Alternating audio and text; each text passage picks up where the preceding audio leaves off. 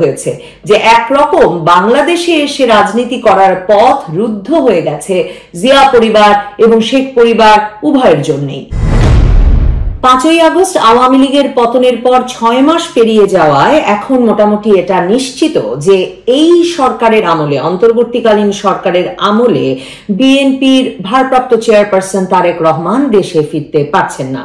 2008 সালে 1/11 সরকারের সময় 1.5 বছর জেল খাটার পর ডিজিএফআই বা সেনা গোয়েন্দা সংস্থার সঙ্গে দর কষাকষির এক পর্যায়ে মুচলেকা দিয়ে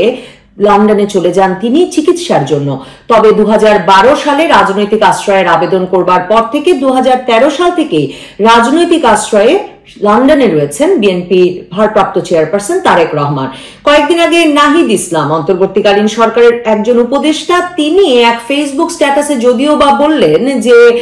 সরকার গঠনের আগেই 6ই আগস্টেই 5ই আগস্টের পরদিনই বিএনপি রাষ্ট্রের সর্বোচ্চ আইন কর্মকর্তা অ্যাটর্নি জেনারেল পদে তাদের লোক আসাদুজ্জামানকে বসিয়েছেন। তবু এখন পর্যন্ত তারেক রহমানের বিরুদ্ধে যে শতাধিক মামলা তার নিষ্পত্তি ঘটে উঠতে পারেনি, বরং 21শে আগস্ট সহ যে সকল মামলায় তারেক রহমান তার সাজা থেকে অব্যাহতি পেয়েছেন এই অন্তর্বর্তীকালীন সরকারের আমলে রাষ্ট্র বলছে নিয়ম অনুযায়ী আপিল চালিয়ে যাবে তারা। কিন্তু আপনারা জানেন যে খালেদা জিয়ার ক্ষেত্রে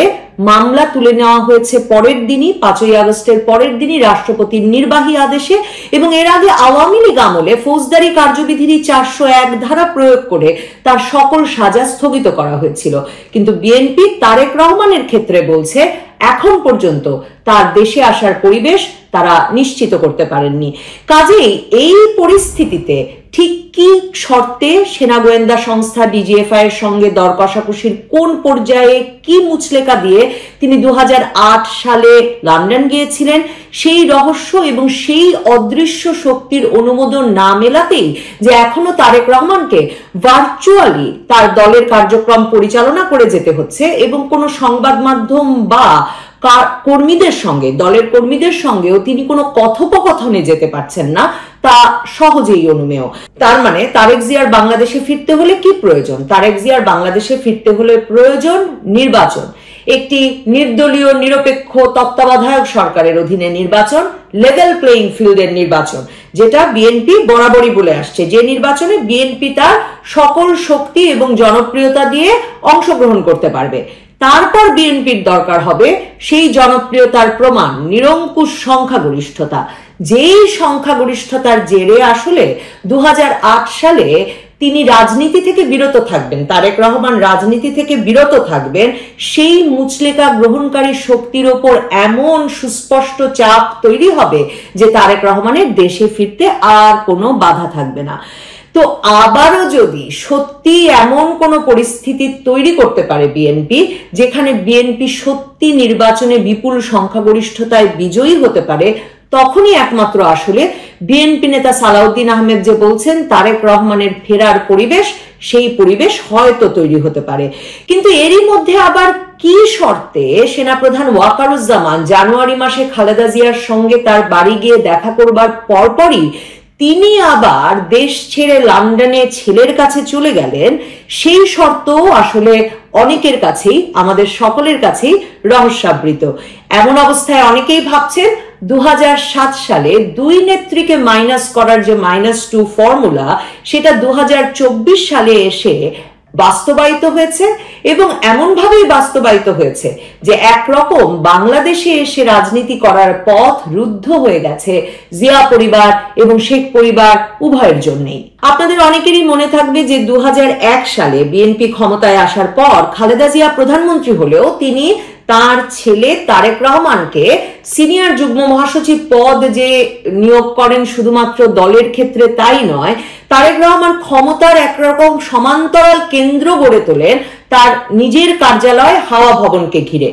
2007 সালের 1/11 সরকার গঠিত হওয়ার পর, মানে মঈনুদ্দিন ফখরুদ্দিন সরকার গঠিত হওয়ার পর জানুয়ারি মাস থেকেই যখন রাজনীতিবিদ ব্যবসায়ীদের গ্রেফতার করা শুরু হলো, তখন থেকেই আলোচনায় ছিল তারেক রহমানকে গ্রেফতার করা হতে যাচ্ছে কিনা, এবং অবশেষে 2007 সালের জানুয়ারিতে ফখরুদ্দিন মঈনুদ্দিন সরকার গঠিত হওয়ার পর 7ই মার্চ এসে 2007 সালের 7ই মার্চ সকল জল্পনা কল্পনার অবসান ঘটিয়ে তারেক রহমানকে তাদের ক্যান্টনমেন্টাল মইনুল রোডের বাসা, তখনও তো তাদের ক্যান্টনমেন্টে বাড়ি, সেই বাসা থেকে তাকে গ্রেফতার করা হয়েছিল। এবং ওই সময় যখন গ্রেফতারের পর তারেক রহমানকে যখন আদালতে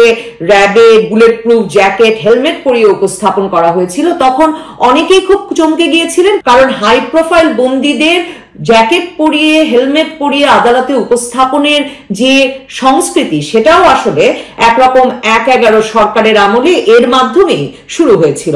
এরপর তারেক রহমানকে জিজ্ঞাসাবাদের জন্য 10 দিনের রিমান্ডে নেওয়া হয় এবং তারেক রহমান এবং বিএনপির তরফ থেকে অভিযোগ করা হয় যে তার উপর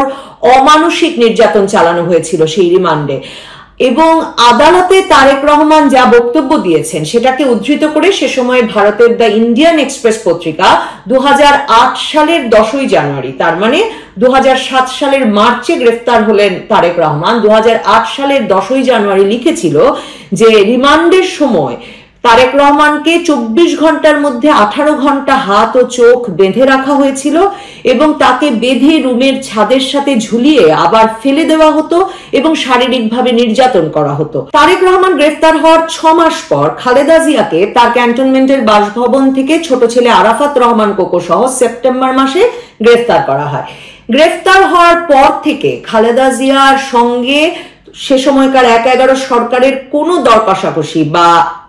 মওদুদ আহমেদ তার বই কারাগারে কেমন ছিলাম কিংবা ইউপিএল থেকে প্রকাশিত ইমার্জেন্সি অ্যান্ড দ্য আফটারমাথ 2007 to 2008 এই বইয়ে যা লিখছেন, বা তখন বাংলাদেশে নিযুক্ত মার্কিন রাষ্ট্রদূত জেমস এফ মরিয়ার্টি যেসব তার বার্তা পাঠিয়েছিলেন যুক্তরাষ্ট্রে ওয়াশিংটনে, সেসব থেকে যা জানা যায় তাতে বোঝা যায় যে দর কষাকষি ডিজিএফআই এর সঙ্গে মূলত হচ্ছিল তখন রাজনৈতিক নেতাদের, ডিজিএফআই মানে সেনা গোয়েন্দা সংস্থার কর্মকর্তাদের সঙ্গে, এবং খালেদা জিয়া বরাবর সেক্ষেত্রে মা হিসেবে মওদুদ আহমেদ যেমনটা লিখছেন, মা হিসেবে তার 2 ছেলের মুক্তি এবং চিকিৎসার জন্য বিদেশে প্রেরণে সবচেয়ে গুরুত্ব দিয়েছেন। এই দর কষাকষি একটা চূড়ান্ত রূপের দিকে যেতে থাকে যখন 2008 সালের মে মাস নাগাদ 1/11 সরকার বুঝতে পারে দল ভাঙার চেষ্টা ব্যর্থ হয়েছে, দল নতুন করে গড়ার চেষ্টা ব্যর্থ হয়েছে এবং নির্বাচনে যেতে হবে 2008 ডিসেম্বরের মধ্যে, এবং সেখানে আওয়ামী লীগ এবং বিএনপিকে আনতে হবে। বিএনপি নেত্রী খালেদা জিয়ার সঙ্গে সাব জেলে তখন ডিজিএফআই কর্মকর্তারা যতবার আলোচনায় গেছেন ততবারই বিএনপি নেত্রী 2 ছেলের মুক্তির কথা বলেছেন।